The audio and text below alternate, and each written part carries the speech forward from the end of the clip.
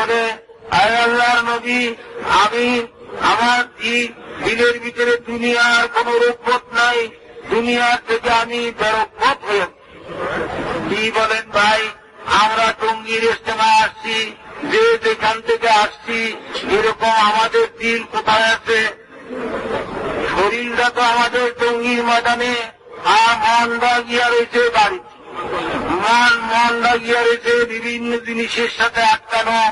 তো মহতারাম বুজুর্গ সাহাবী বলেন, আমি আসি দুনিয়াতে, কিন্তু আমার দিল দুনিয়ার থেকে বেরোক করতে। এবং আমার এই অবস্থা, আমি দিনে রোজা রাখি আর রাত্রে জাগ্রত থেকে ইবাদত করি, আমার এমন মনে হয় যে ওই যে বেহেশতের ভিতরে বেহেশতিরা নাজ নেয়ামতের ভিতরে আছে, আরাম রাহাতের ভিতরে আছে, আমোদ প্রমোদের ভিতরে আছে, ওই দৃশ্যটা যেন আমার এখন নজরের সামনে ভাসতেছে। আর এরকম ভাবে ওই জাহান্নামের ভিতরে যে যুবকীরা চিল্লাচিল্লি করবে, সব বিচ্ছুকে তাদের কাটতেছে, কামড়াইতেছে, হই হুল্লা করতেছে, হাউ কাউ এরকম ভাবে করতেছে, চিল্লাচিল্লি করতেছে, একে অন্যের বদনাম করতেছে, একে অন্যকে গালিগুলুজ করতেছে, এরকম ভাবে ওই কষ্টের দৃশ্যটা যেন আমার নজরের সামনে ভাসতেছে। রাসূলুল্লাহ সাল্লাল্লাহু আলাইহি ওয়াসাল্লাম বললেন, আরাফতা ফাআযম, তুমি ঈমানের হাকিকত বুঝছ, এটাই হল ঈমানের হাকিকত। মুআয ইবনে জাবাল রাদিয়াল্লাহু আনহু হুজুর সাল্লাল্লাহু আলাইহি ওয়াসাল্লাম বলেন, ও মুআয, তোমাদের ঈমানের অবস্থা কি? বলে, আমার কামেল ঈমান আছে। বলে, কিরকম কামেল ঈমান আছে? বলে, আয় আল্লাহর নবী, আমার অবস্থা এরকম, আমি যদি নাকি সকাল উঠি, এরকম ভাবে বৈকাল পর্যন্ত যে আমি বাঁচব, এই ধারণা আমার নাই। আবার বৈকালে সকাল পর্যন্ত যে আমি বাঁচব, এই খেয়াল, এই চিন্তা আমার নাই। আর আমার এই অবস্থা, এক পাওটা উঠে যে দ্বিতীয় পাও রাখবো, এর উপর আমার বিশ্বাস নাই যে এই অবস্থায় আমার হয়তো মৌত হয়ে যেতে। এবং এরকম ভাবে আমি দেখি আমার নজরের সামনে ভাসতেছে ওই বেঈমানরা, তাদের ভূত এবং তাদের নেতা দিয়ে দুনিয়া তাদের সাথে আছে, আর এরকম ভাবে মুসিবতের গাড়ির ভিতরে আছে। আর ওই ঈমানওয়ালারা তাদের ইমামের সাথে, ইমামের সাথে, নবীদের সাথে এরকম ভাবে তারা আছে। এই দৃশ্য যেন আমার ভাসতেছে। বলে, হ্যাঁ, এই তোমার ঈমানের হাকিকত, এই কথার উপরে তুমি মজবুত থাক। এই জন্য মুহতারাম বুজুর্গ দোস্ত, আমার আপনারও ঈমানের কথা এত বলি যাতে নাকি আমাদের বেলুদমাদের ভিতরে এই কথা জমিয়ে যায় যে আল্লাহই কর্তা ধর্তা, আল্লাহই সব কিছু করেন। যে রাসূলুল্লাহ সাল্লাল্লাহু আলাইহি ওয়াসাল্লাম বুজওয়ায়ে যাতুর রিকাত থেকে ফিরে আসছেন, সাংঘাতিক ফুটিয়ে গেছেন, হয়রান হইয়া গেছেন। বলেন যে এরকম ভাবে গাছের নিচে তিনি আরাম করতেছিলেন। কাফের মনে করল যে এই তলোয়ারের দ্বারাই তো এর শেষ করতে পারি, তলোয়ার গাছের থেকে লইল। আর রাসূলুল্লাহ সাল্লাল্লাহু আলাইহি ওয়াসাল্লামকে ঘুমের থেকে জাগাইয়া জিজ্ঞাসা করে, ইয়ামনাউকা মিন্নি, আমার থেকে আপনাকে কে বাঁচাবে? বলেন যে নবী তো সব সময়, নবীরা এরকম ভাবে যে ঘুমানোর সময় যদি কোনো খাপ থেকে তাহলে সত্য, এরকম ভাবে মহতারাম বুজুর্গ দোস্ত, তারা দিলের ভিতরে আল্লাহর আজমত, ফরত্ব, আল্লাহর হুজুরি আছে। তিনি বললেন, আমার আল্লাহ আমাকে রক্ষা করবে। কাফের বলতেছে, আল্লাহ কোথায়? তার ঘোড়া তলোয়ার আমার হাতে। আর সে বলে আল্লাহ বাঁচাবে।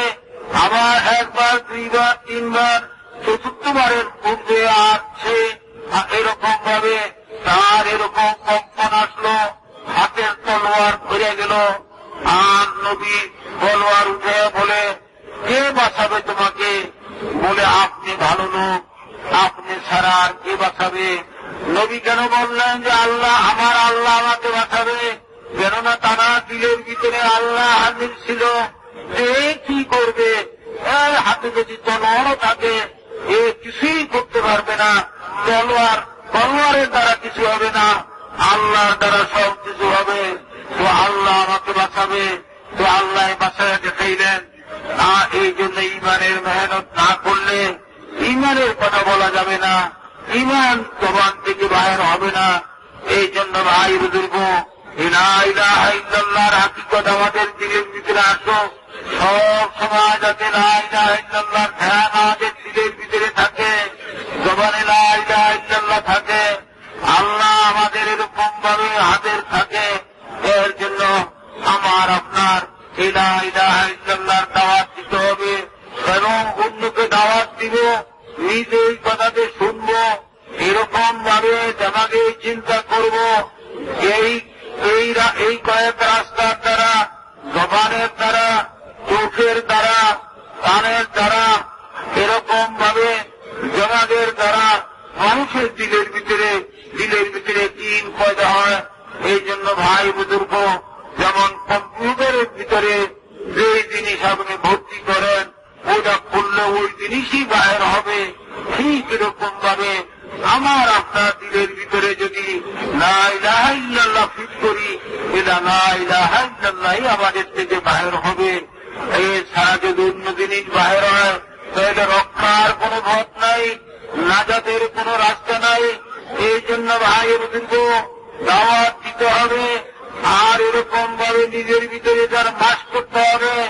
আল্লাহ জাল্লা জালালুর কাছে দোয়া করতে হবে যাতে নাকি আল্লাহ জাল্লা জালালু আমাদের দিলের ভিতরে এই কালেমার হাকিকত পয়দা করে দেন। বলেন যে কালেমার দ্বিতীয় অংশ মুহাম্মাদুর রাসূলুল্লাহ, মুহাম্মদ সাল্লাল্লাহু আলাইহি ওয়াসাল্লামের তরিকা মতো জিন্দেগীর প্রত্যেকটা কাম করতে হবে। তিনি আমাদের নবী, তিনি আমাদের এরকম ইমাম, তানার তরিকা মতো জিন্দেগীর প্রত্যেকটা কাম আমাদের করতে হবে। কেননা আমরা যে মুসলমান, আমরা যে এরকম ভাবে মুমিন, তার দেখা যাবে কিসের দ্বারা? নবীর তরিকা মতো যখন আমরা জিন্দেগি যাপন করব তখনই বোঝা যাবে যে আমরা মুসলমান না মুসলমান। কেননা মুসলমানের নখ কেমনি কাটবে, হাতের নখগুলি কেমনি কাটবে, পার নখগুলি কেমনি কাটবে, এরকম ভাবে মাথার চুল কিরকম রাখবে, দাড়ি কিরকম ভাবে রাখবে, মোষ কিরকম ভাবে কাটবে, এরকম ভাবে খাওয়া লওয়া চলা ফেরা উঠা বসা যাপন ঘুমান সব কিছু আমাদের নবী মুহাম্মদ সাল্লাল্লাহু আলাইহি ওয়াসাল্লাম তিনি আমাদেরকে বাতাইছেন। এই জন্য মুহতারাম বুজুর্গ দোস্ত, আল্লাহ জাল্লা জালালু বলছেন, লাকাদ কানা লাকুম ফি রাসূলিল্লাহি উসওয়াতুন হাসানাহ।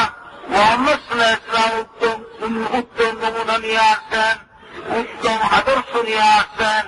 এই জন্য যে কোনো কাজ আমি আপনি করি মুহাম্মদ সাল্লাল্লাহু আলাইহি ওয়াসাল্লামের তরিকা মতো করতে হবে, সেটাই আমাদের দিন হবে।